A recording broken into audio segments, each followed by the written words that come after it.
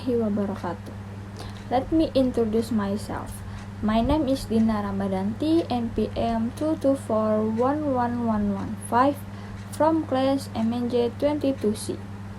I will explain about the homogeneous t-test. Uji T homogen adalah sebuah metode statistika untuk menguji apakah dua atau lebih kelompok data memiliki varians yang sama atau homogen. Contoh penggunaan uji T homogen adalah dalam analisis data kinerja mahasiswa dari dua kelas yang menggunakan metode pengajaran yang berbeda.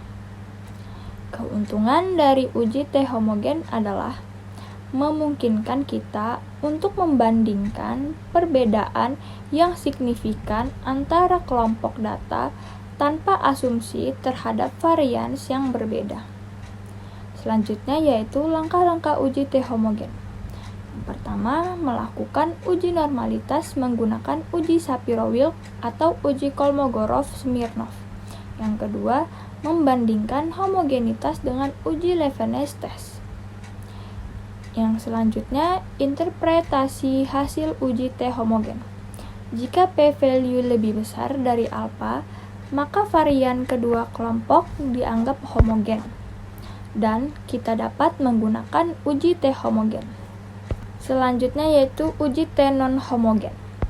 Uji T non-homogen adalah sebuah metode statistika yang digunakan ketika kelompok-kelompok data yang akan dibandingkan memiliki varians yang berbeda.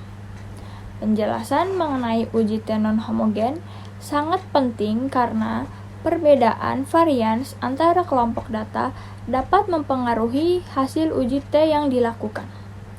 Contoh penggunaan uji T non-homogen adalah dalam membandingkan waktu reaksi antara dua kelompok peserta yang berbeda dalam sebuah penelitian psikologi. Keuntungan dari uji T non-homogen adalah bahwa metode ini memperhitungkan perbedaan varians antara kelompok data sehingga hasil pengujian menjadi lebih akurat dan reliable.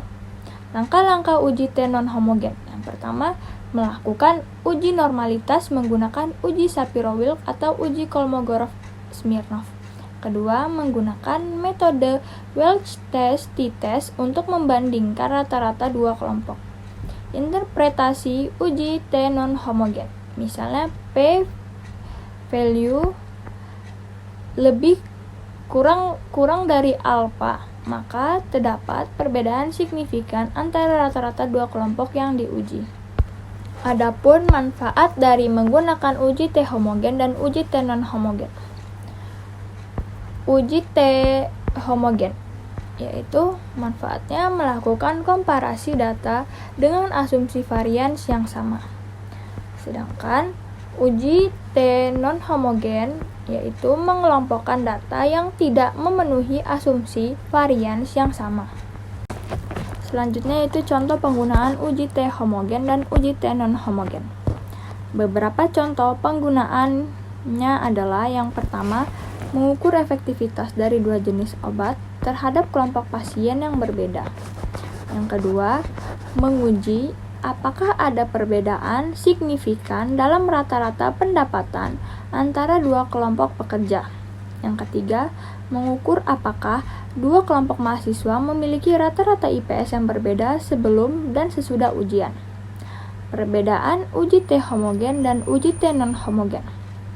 Uji T homogen yang pertama digunakan untuk membandingkan rata-rata dua kelompok data yang memiliki varians yang sama atau homogen.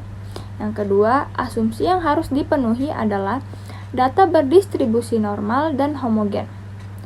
Yang ketiga, uji T homogen menggunakan formula yang sama dengan uji T non-homogen, yaitu t-test, namun dengan derajat kebebasan yang berbeda. Uji T non-homogen yang pertama digunakan untuk membandingkan rata-rata dua kelompok data yang memiliki varians yang berbeda atau tidak homogen. Yang kedua, asumsi yang harus dipenuhi adalah data berdistribusi normal. Yang ketiga, uji T non-homogen menggunakan formula yang sama dengan uji T homogen, yaitu t-test, namun dengan derajat kebebasan yang dihitung menggunakan rumus yang berbeda. Selanjutnya yaitu pentingnya menyajikan data dengan uji T homogen dan uji T non-homogen. Penggunaan uji T homogen dan uji T non-homogen penting dalam menginterpretasikan hasil analisis data secara akurat. Yang kedua, metode ini memberikan wawasan tentang perbedaan varians antara kelompok data yang berbeda. Yang ketiga, dengan memahami perbedaan varians dapat diambil keputusan yang lebih tepat dalam pengambilan keputusan berdasarkan data statistik.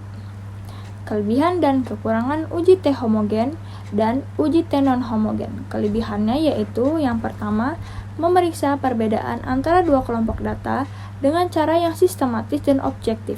Yang kedua, cepat dan mudah dilakukan menggunakan perangkat lunak komputer. Yang ketiga, dapat digunakan untuk menguji data dari berbagai distribusi. Kekurangannya yaitu yang pertama, tidak dapat digunakan untuk membandingkan lebih dari dua kelompok data. Yang kedua, memerlukan syarat untuk memenuhi asumsi sebelum dilakukannya uji. Yang ketiga, tidak dapat digunakan untuk data yang terbatas atau data ordinal. That's all my explanation. I end it. Wassalamualaikum warahmatullahi wabarakatuh.